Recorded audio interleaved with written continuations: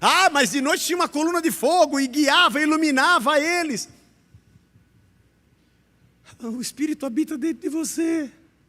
Ah, quando Eliseu pegou o sal e colocou na fonte da água e a fonte ficou pura. Ah, meu Deus, eu queria ter visto esse milagre. Não, não precisa. Aquele que crê em mim, do seu interior fluirão rios de águas vivas. Você já tem. A gente invoca o que já mora em nós.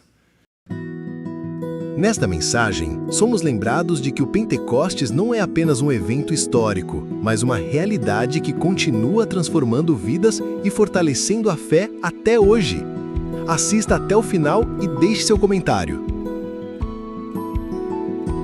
Atos capítulo 2, versos de 1 a 4. O dia de Pentecostes. Nós vamos dividir essa ministração em 2 domingos. Hoje nós vamos falar sobre o que significou a descida do Espírito no Pentecostes.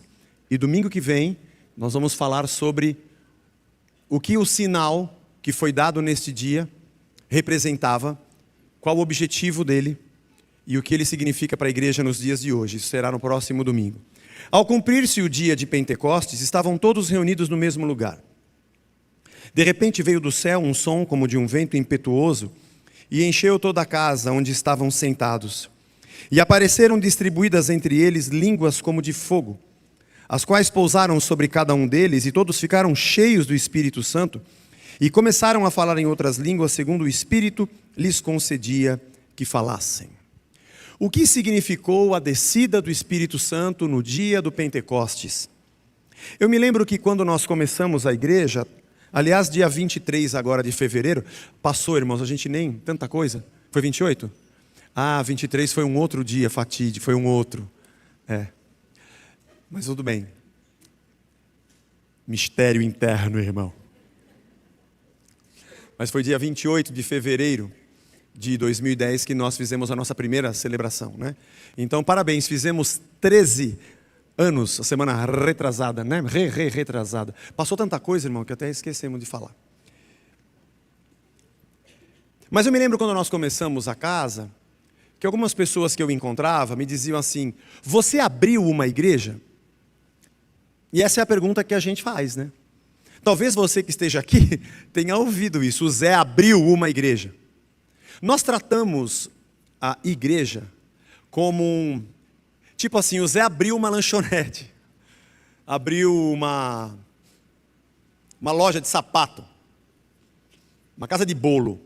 Como é que você faz? Você aluga um lugar, pinta bonitinho, faz uma placa, um logotipo, e convida as pessoas para virem frequentar o seu estabelecimento.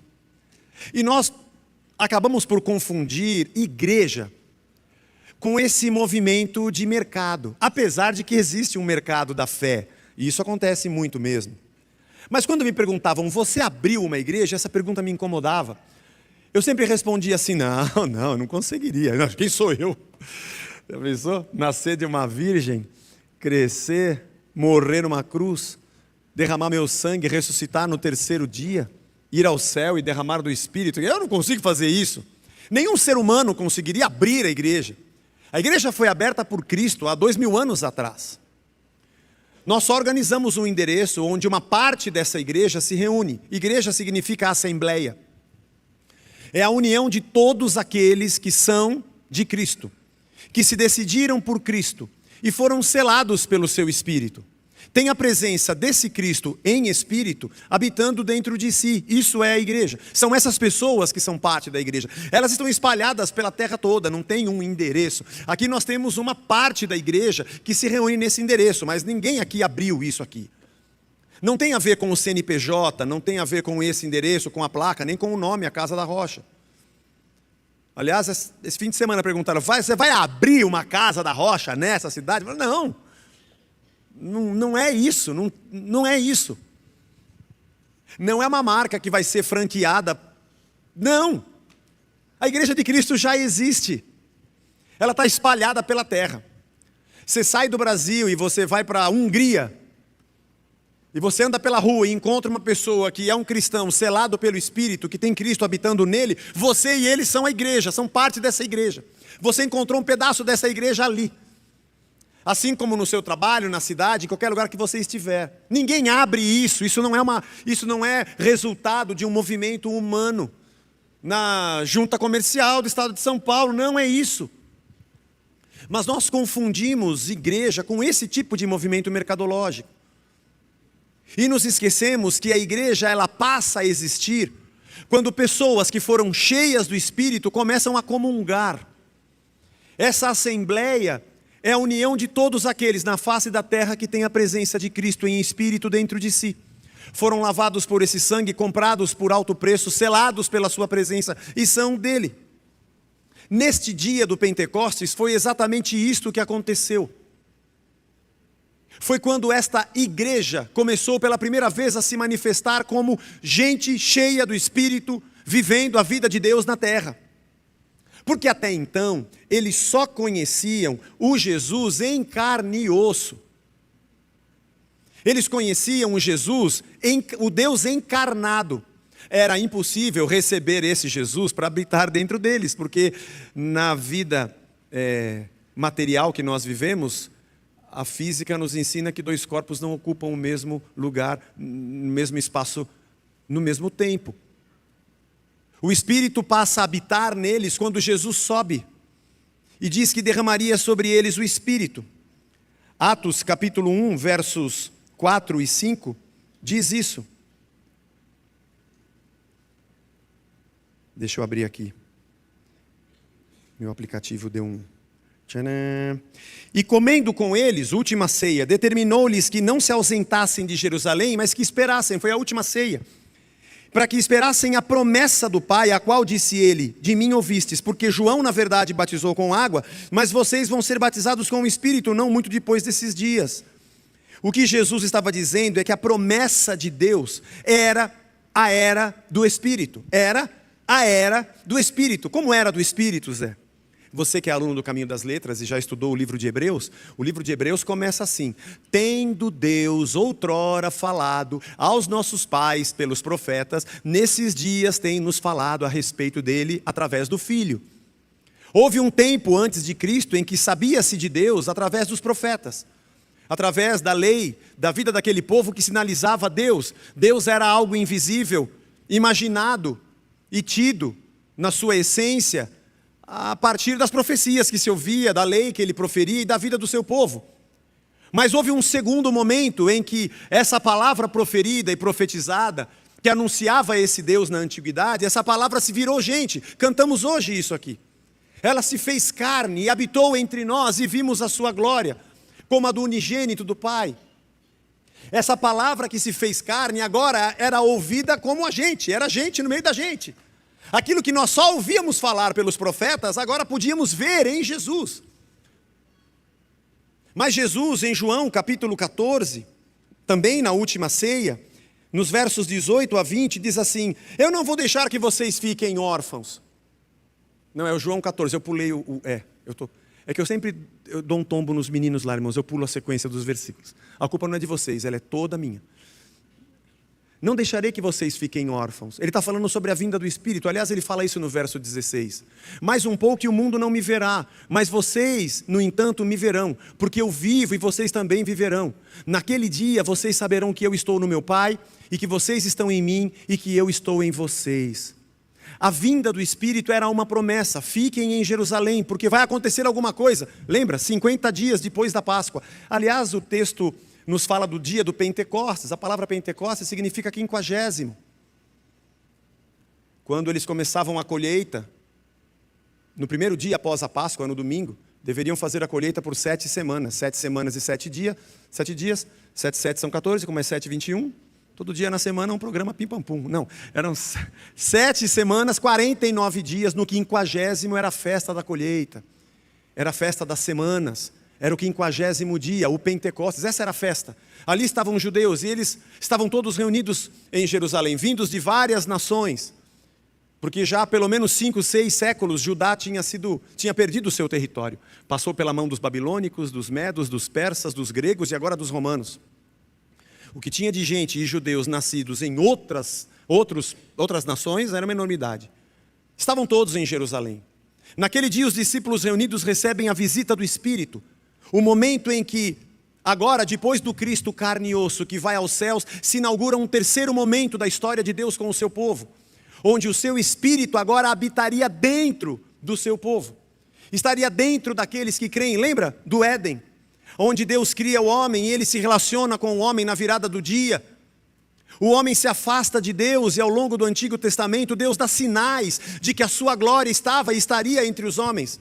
A glória de Deus enche o tabernáculo, a glória de Deus e o seu Espírito enche o templo, enche o Santo dos Santos, o lugar santíssimo. A presença do Espírito se faz presente ali. Mas depois a glória de Deus se vê em Jesus Cristo. Isso também é muito bonito. Agora sim, João capítulo 1, verso 14, quando ele diz: e vimos sua glória, a glória do Pai, o verbo se fez carne e habitou entre nós. Essa palavra habitou, esse verbo habitou, é o verbo esqueno, que é a mesma raiz de um substantivo esquenos, que significa tabernáculo. É bonito isso. Nós poderíamos traduzir: o verbo se fez carne e tabernaculou entre nós. O tabernáculo, que era uma tenda, onde Deus habitava no meio do deserto, porque eles eram nômades, depois habitou no seu santuário, que era o templo, um lugar fixo. Agora essa glória estava em Cristo, e nós vimos essa glória caminhando entre nós aqui na terra. Mas agora esse Cristo levado aos céus promete o seu Espírito para que essa glória agora estivesse dentro de todo aquele que crê. Como se nós pudéssemos assistir uma restauração do que no Éden foi perdido, e a presença de Deus unido ao homem que se perde com o pecado. Agora Deus traz de volta e reconcilia o homem consigo através de Cristo, e o Espírito de Deus passa a habitar dentro desses homens. Esta é a igreja. Esse é o maior milagre que a gente pode imaginar que aconteceria na terra. Gente finita, falível, que se corrompe, que é má, num corpo material que se deteriora, envelhece, morre, vira pó. O finito, falível, pecador, impuro, é habitado pelo eterno, pelo poderoso, pelo puro, pelo santo. Essa é a igreja. Assim como Jesus nasceu uma vez, morreu uma vez, ressuscitou uma vez, foi elevado ao céu uma vez, o seu Espírito desceu uma vez. John Stott diz que o ciclo salvífico se completa na descida do Espírito. Ele nasce, se revela, morre, ressuscita, redime e enche com o seu Espírito. Eu e você já vivemos nesta era do Espírito, na época da graça e do Espírito de Deus. Nós não conhecemos o Jesus em carne e osso. Quando nós conhecemos Jesus, nós já conhecemos o Jesus em Espírito. O Pentecostes aconteceu uma vez, ele foi um marco, onde se inaugura a época do Espírito que faz brotar a sua igreja pela face da terra. Por isso que nós não cremos no batismo do Espírito Santo como se várias vezes o Pentecostes precisasse acontecer outras vezes. Porque batismo não é uma coisa que eu recebo, batismo é o lugar onde eu mergulho, é a água. É o que ele havia prometido: assim como João batizou vocês na água, eu vou batizar vocês no Espírito.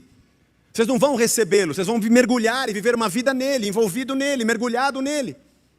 Ele vai habitar em vocês e vai estar ao redor de vocês, vai entrelaçar as relações de vocês. Essa é a minha igreja. Gente que agora virou parte de um corpo cujo cabeça invisível manda os impulsos para que o seu corpo se manifeste na terra segundo o cabeça que é Cristo. E esse sistema nervoso central que nos comanda é a excelência do Espírito que habita em todos nós e é visto entre nós. Isso é igreja. Há pessoas que acham que primeiro você recebe Jesus, para depois ser batizado no Espírito Santo. É uma interpretação. Não. Seria impossível hoje isso acontecer. Porque como eu já conheço Jesus em Espírito, quando eu o conheço, eu já conheço o Pai e o Filho. Eu já recebi a Cristo em Espírito. E Ele passa a habitar entre nós e dentro de nós. Somos o povo chamado igreja, nascido a partir do Espírito de Deus, do Espírito de Cristo. Se tivesse um dia para receber Jesus e um outro para receber o Espírito, o Evangelho deveria nos ensinar um terceiro dia para receber o Pai. Mas isso não existe. Quando cremos em Cristo, somos mergulhados, batizados na vida dEle, envoltos por Ele, governados por Ele, conduzidos por Ele. O Cristo que habitou entre nós, que tabernaculou entre nós, o mesmo Espírito que encheu o tabernáculo, encheu o templo e se manifestou no batismo enchendo a Cristo, agora enche a nós. Esta é a sua igreja. Se nós fizermos aqui o empréstimo da nossa igreja para uma associação do bairro fazer a sua diplomação, uma escola usar o nosso auditório, eles não se transformam em igreja porque entraram num prédio chamado igreja. Não é o lugar que nos torna igreja, assim como se nós aqui nos encontrarmos um grupo de 15, 20, seja lá 2 ou 3, quantos forem, dentro de uma pizzaria, nós somos igreja independente daquele lugar. O derramar do Espírito marca a era do Espírito para a sua igreja e o nascimento da sua igreja. É bonita a imagem de que a partir da Páscoa são 7 semanas de colheita até a festa do Pentecostes, a festa das semanas ou a festa das colheitas. E é bonito pensar que Deus semeou o seu Filho e no dia do Pentecostes escolhe a sua igreja. Ela nasce. Nós vamos andar muito pelo livro de Atos e vamos ver muitas coisas maravilhosas que essa igreja viveu e presenciou da manifestação de Deus a partir deste dia. Mas eu não tenho nenhuma dúvida de dizer a você, porque eu já li o livro de Atos várias vezes, de que o maior sinal é a presença de Deus em nós, que muda quem somos.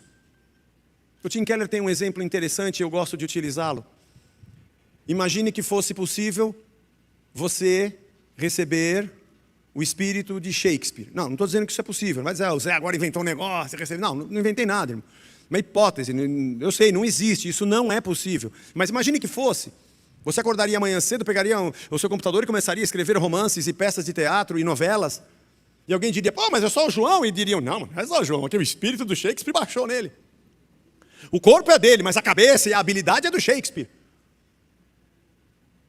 Ou que o espírito de um grande craque de futebol entrasse em você. E sábado você vai jogar bola com a galera. Mas rapaz, é só o Zezinho. Mas baixou nele o espírito do Garrincha, de não sei quem. E o cara saiu driblando. O corpo é dele, mas é outro espírito que está lá. Tem muitos filmes que fazem alusão a isso, piada sobre isso. Mas o grande lance é perceber, e se fosse possível que o Espírito de Deus estivesse dentro de nós. É a gente, é o corpo da gente, mas as atitudes são de Deus e não as nossas. O nosso grande problema é que isso é possível, isso é a sua igreja. Essa é a sua igreja, que nasce do derramar do Espírito, e esse dia é marcado. Semana que vem vamos falar sobre o sinal e o que aconteceu de manifestação sobrenatural nesse dia, e qual foi o objetivo de Deus com isso, e o que isso representava. Mas o mais importante não é o sinal, porque o sinal apenas sinaliza algo. O importante é o algo e não o sinal. O importante é a cidade que você vai visitar, não a placa que aponta para ela. Aquilo é só um sinal. E o interessante é que essa presença do Espírito deveria ser a coisa mais maravilhosa no sentido de festejarmos e nos alegrarmos, porque o Espírito de Deus habita, está entre nós. Deus está aqui. Nós oramos aqui uns pelos outros agora no começo. Essa é a vida da igreja, quando a gente participa da ceia juntos. Não é uma coisa muito doida, você fala assim, eu vou naquele lugar para buscar a Deus. Mas chega naquele lugar, Deus não está lá, mas Ele está dentro da pessoa que está sentada do seu lado. E quando a gente se relaciona, a gente percebe Deus entre nós. É por isso que Paulo vai dizer aos Efésios, enchei-vos do Espírito falando entre vós. É quando nós temos comunhão que Ele aparece. Porque Ele nos enche. Nós é que queremos nos encher de tanta coisa. Enchemos nossa cabeça de tanta coisa. Alimentamos nossa mente de tantas coisas. E às vezes caímos na besteira de dizer, precisamos invocar o Espírito. Como é que eu invoco quem habita em mim? Eu brinquei hoje de manhã, minha filha estava aqui. A gente vai almoçar daqui a pouco, aí eu ligar para ela. Oi filha, por que você não vem almoçar aqui em casa? Não pai. O pai bebeu alguma coisa? Eu moro aqui. Não, vem almoçar aqui hoje. Não, já vou descer do meu quarto, já. Que hora você vem? Não, eu não vou, pai, eu estou. Só se eu estivesse doido fazer uma coisa dessa. Mas nós entramos dentro dessa lógica de entendermos igreja e corpo de Cristo dentro de um mercado, dentro de uma lógica de franquia, de um lugar que eu abro, onde Deus está. É muito óbvio que eu o busque dentro desse lugar e que eu o invoque para recebê-lo, mas eu não percebo, ou pelo menos não me apercebo, de que Ele já habita em mim, Deus habita em você. Mas parece que o mercado da religião sempre quer me vender a ideia de que eu não tenho Deus. e de que é nessa atmosfera que você o recebe. Não, irmão, ele já habita em você. É por isso que nós amamos a Deus, é por isso que nós o louvamos, é por isso que nós o adoramos, é por isso que somos gratos. Quantas vezes na nossa caminhada de fé nós pensamos, eu fico imaginando Moisés no deserto e aquela nuvem de dia que acompanhou eles, todo o tempo dos 40 anos de deserto. Eu queria ver aquela nuvem. Que nuvem, irmão? O Espírito habita em você, aquilo era uma nuvem externa, era um sinal. E você se emociona mais com a nuvem do Moisés do que com o Espírito que habita em você? Mas de noite tinha uma coluna de fogo e guiava, iluminava eles. O Espírito habita dentro de você. Quando Eliseu pegou o sal e colocou na fonte da água e a fonte ficou pura. Meu Deus, eu queria ter visto esse milagre. Não precisa. Aquele que crê em mim, do seu interior fluirão rios de águas vivas. Você já tem. A gente invoca o que já mora em nós. Buscamos o que já temos. E queremos buscar numa experiência algo que nos torne ou nos faça sentir mais vivos. E eu não estou aqui negando as experiências que Deus possa te dar. Eu não estou aqui anulando todas aquelas que você já viveu. Mas o que eu quero dizer a você é que nós perseguimos uma vida no Espírito. Nós não perseguimos um efeito. Nós não perseguimos uma cerimônia. Um momento de emoção, ainda que ele exista, como nós presenciamos hoje. Meu Deus do céu. Mas o derramar do Espírito mostra que estamos vivos e que Deus está vivo em nós. E que agora somos governados pelo seu Espírito. E tudo o que fazemos, fazemos para a sua glória. Não mais da nossa cabeça, não mais da nossa mente, mas pelo Espírito. Por aquele que habita em nós e nos transforma de novo na sua imagem, na sua semelhança.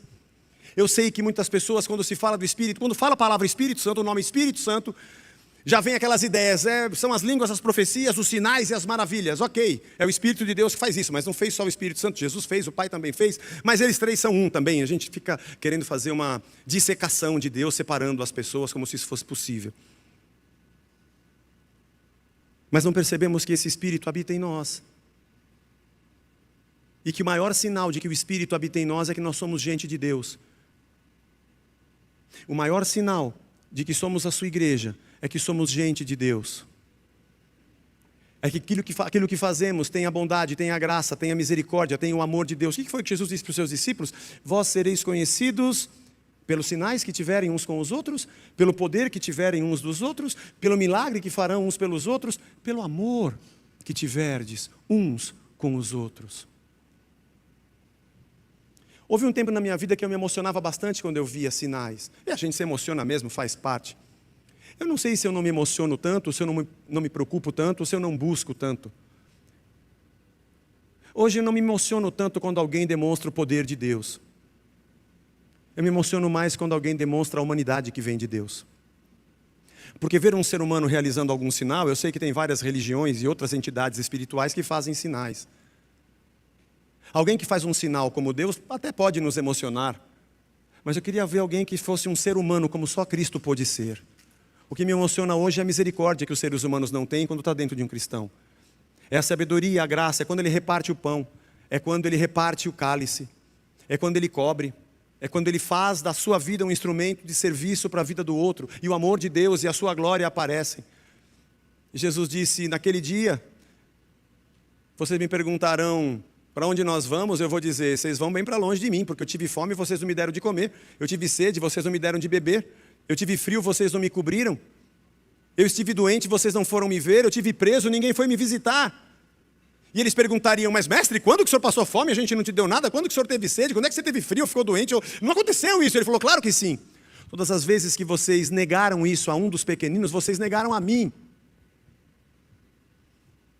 Ou Jesus, quando aparece 3 vezes na praia para Pedro e fala, Pedro, tu me amas? Claro que eu te amo. Pô, então dá uma prova de que você me ama aí, Pedro, canta uma música gospel aí para mim, pô. Segunda vez, Pedro, tu me amas? Claro que eu te amo, Senhor. Então me prova, me dá uma oferta especial para eu saber que você me ama. Me dá aí o seu dinheiro, a sua casa ou o seu carro. Terceira vez, Pedro, tu me amas? Claro que eu te amo, Senhor. Então vai, você está faltando na igreja, não vem no culto, não fez a campanha, mas é que eu acho que você me ama. Foi isso que Jesus disse para ele? Não. Pedro, tu me amas? Eu amo. Então apacenta as minhas ovelhas. Você prova que está comigo e eu com você, que você crê em mim e que eu habito em você, quando o fruto que brota de dentro de você é o cuidado por aqueles que eu amo, cuida de quem eu amo. O que me impressiona não são os sinais e o fogo que sai, mas é a misericórdia que eu não encontro nessa terra. Eu já vi muitos sacerdotes de Faraó reproduzindo muita coisa com a sua química religiosa, dizendo que Deus está ali, ou que existem entidades espirituais ali, ok. O que me espanta é ver serenidade, paz e misericórdia. É ver gente que reparte. É ver gente que se doa. Porque sinais... Saul fez sinais e estava possuído por um espírito maligno. E Deus o tomou e ele começou a profetizar. Ciro, rei da Pérsia, era um ímpio. E Deus o usou para que o templo fosse reconstruído. Xerxes, o mais sanguinário e um dos homens mais cruéis que já pisaram na terra, que chamava-se Assuero, era o esposo de Esther. A gente fala, esse cara é uma bênção. Não era, ele era um sanguinário. Mas até ele Deus usou, até a mula Deus usou. Sinais não deveriam nos impressionar. E nós não deveríamos correr atrás deles. Porque o Evangelho diz que são os sinais que correm atrás dos que creem. E não são os que creem que correm atrás dos sinais. Nós deveríamos ser quebrantados por esse Espírito que foi derramado. Tomados na nossa mente, no nosso coração, no nosso amor, na nossa ética, na nossa honestidade. Por esse Espírito que nos habita. Sermos renovados e transformados na sua imagem. Eu não estou invalidando tudo o que aconteceu. E semana que vem a gente vai falar do grande sinal que aconteceu nesse dia. Mas Deus estava evidenciando que a minha igreja está aqui. A minha igreja está aqui. Gente arrependida.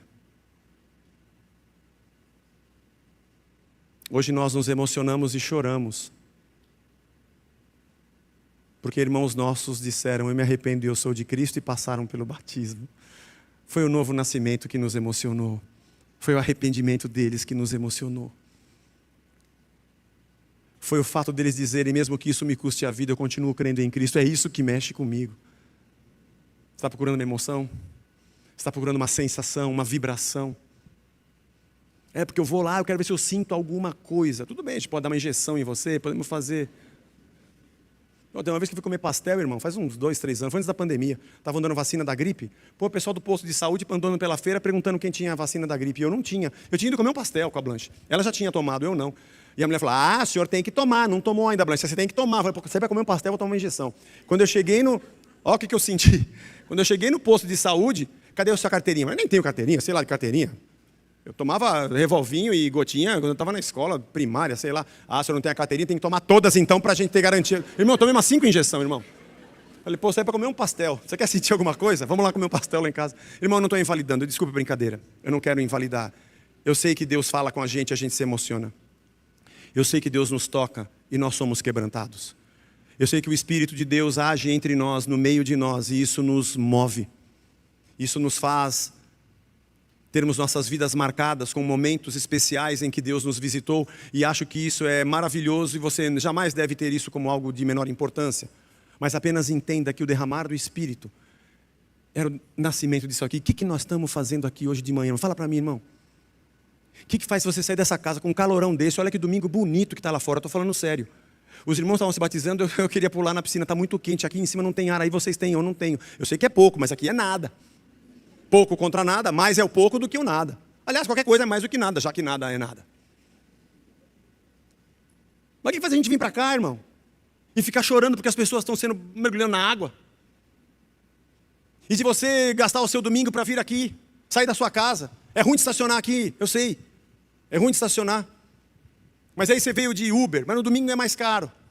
Ou você vai pegar um ônibus até o metrô, com esse calorão, você vai pegar um ônibus até lá na Vila Mariana, Deus te abençoe. Você vai chegar lá cozido. Sua pele vai ver uma pururuca. O que você está fazendo aqui? O que nós estamos fazendo aqui, irmãos? E ajudando a sustentar isso aqui, pagando esse prédio, custa um dinheirão, a gente podia gastar com outra coisa. E ajudando o nosso irmão a comprar tijolo, que a gente fez semana passada. Semana que vem eu vou mostrar as fotografias, eles já começaram na terça-feira a construir já. Aliás, quando eu mostrar a semana que vem, já deve estar no topo já. Estavam felizes, chorando porque ganharam tijolo. Que raio de gente é essa, meu? vai ouvir uma música, um pagode, vai cair na gandaia, vai viver a vida. O que faz a gente estar aqui, irmão? Se for só para a gente estar aqui, para ver um sinal, ok, Deus dá sinais, mas é só para isso? Ou é para a gente entender que o Espírito passou a habitar em nós, para nós não habitarmos mais nessa terra, para não termos mais lugar nela e não nos encaixarmos nela? Não para eu dizer, ai que bom que o Espírito me encheu, eu quero que Ele me dê nessa terra tudo que essa terra pode dar. Não, eu não quero mais nada que essa terra possa me dar, eu quero viver Cristo, eu quero Ele todos os dias. É por isso que a gente se emociona, é por isso que a gente sai de casa, a gente passa calor aqui, passa raiva para estacionar o carro. Esquece o telefone dentro do Uber, quando você vai pegar o seu carro, alguém quebrou o seu vidro. Não, espero que isso não tenha acontecido, irmão. Não estou nem profetizando, eu vejo que tu não és profeta, Zé. Não sou, estou só fazendo aqui ilustrações. E você ainda vem aqui ficar me ouvindo. Irmão, eu estava tocando em São Luís do Maranhão ontem, irmão. Eu saí de lá 2h40, cheguei aqui 6h15. Eu podia ter ficado lá, né? O hotel era em frente à praia. Os caras colocaram a gente em frente à praia, a gente não teve um minuto para ir na praia. Mas por que eu venho aqui falar para vocês essas coisas? É porque o Espírito de Deus habita em nós. E a gente não encontra sentido em outro lugar a não ser nele. E a gente quer que os nossos filhos cresçam conhecendo a Ele. A gente quer edificar o nosso casamento nele. A gente quer fazer da nossa vida um louvor a Ele. E tudo que fizermos em atitudes e em palavras sejam para a glória dEle. A gente pensa o nosso futuro, a gente ora e fala com Ele. A gente põe a mão na consciência pelos erros do passado, a gente vai e pede perdão a Ele. E cada passo que a gente vai dar, a gente procura a orientação dEle, vai ler a palavra dEle. E pede a misericórdia dEle. E com os assombros da vida que a gente vive, tão perigosa aqui nessa cidade que a gente vive, a gente põe a cabeça no travesseiro e fala com Ele, porque é Ele que nos protege, é Ele que nos guarda. Ele é a nossa alegria quando a gente levanta, quando a gente deita, quando a gente está junto. É o Espírito de Deus que habita em nós, esse é um milagre. Esse é o milagre. Gente que tinha tanta coisa para fazer, mas são como ETs na terra. Ninguém entende por que a gente faz isso. Você pode ser ridicularizado, tido como tolo. Não é que o Espírito de Deus habita em nós. E nós somos novas criaturas. Nós precisamos compreender que milagre tamanho é esse de sermos a sua igreja. Nós vamos ver muita coisa maravilhosa no livro de Atos, acontecendo com essa igreja a partir desse dia. Mas em todas elas você vai ver uma marca que não dá para esconder. Tudo que esse povo viveu fazia diferença no entorno dele. Anunciava o reino e falava do reino. E brilhava a Cristo para quem estava ao lado. Ser igreja é ser o corpo de Cristo na terra. E qualquer coisa que a gente faça vai dizer que Ele habita em nós. E se nós não descobrirmos ou não percebermos que essa é a maior alegria que um ser humano pode ter, nós vamos ser os mais tristes da terra, porque vamos ter o Espírito e vamos procurar alegria em outras coisas. Você vai ser o maior insatisfeito e frustrado que existe nessa terra. Você vai ser a pessoa mais triste e perdida em tudo que você for fazer, se você não compreender que a tua maior alegria está no Espírito que habita em você. Porque se tendo essa presença, você achar que é qualquer outra coisa, você vai ser o mais infeliz dos homens. Por ter a oportunidade de conhecê-lo e por tê-lo, mas não compreender. Não transforme o que Cristo fez neste dia apenas num sinal, apesar de que ele existiu. Apenas num evento, apesar de que foi um evento maravilhoso, estrondoso. Apenas num dom manifesto, apesar de ter sido um baita movimento do Espírito naquele dia. Mas o evento em si durou algumas horas. Mas a vida desses irmãos chegou até nós 2000 anos depois. Deus nos abençoe. Que Lucas, nesse escrito para Teófilo, a segunda parte, possa mexer com a nossa cabeça e com o nosso coração. E nós possamos ser igreja de Cristo. Onde nós nos amemos. E amemos aquele que está perdido. Onde nós fechemos os nossos punhos para esmurrar o nosso próprio corpo, olhando para nós e o nosso pecado, e a nossa maldade, e a injustiça que habita dentro de nós. Sermos gente de Deus no meio de gente de Deus. Gente que tem um ao outro e tem o Senhor como seu Senhor. O dia de Pentecostes é o dia que marca a descida do Espírito na terra. É como se Cristo tivesse nascido, só que agora ele veio em Espírito. E agora todo mundo que o conhecesse, conheceria o seu espírito. Que, aliás, é um mistério, porque alguém chegou para você e falou de um cara que nasceu e viveu há milhares de anos atrás, que morreu, ressuscitou, fez um monte de coisas, falou um monte de coisas, e você acreditou e eu também. É o Espírito de Deus que quebranta, convence, transforma. Ele habita em nós e Ele está entre nós. Que a nossa vida seja devotada, curvada, quebrantada, transformada a cada dia pelo poder do Seu Espírito. Sentiu-se encorajado por esta mensagem? Deixe seu comentário e compartilhe para abençoar outras pessoas. Até a próxima!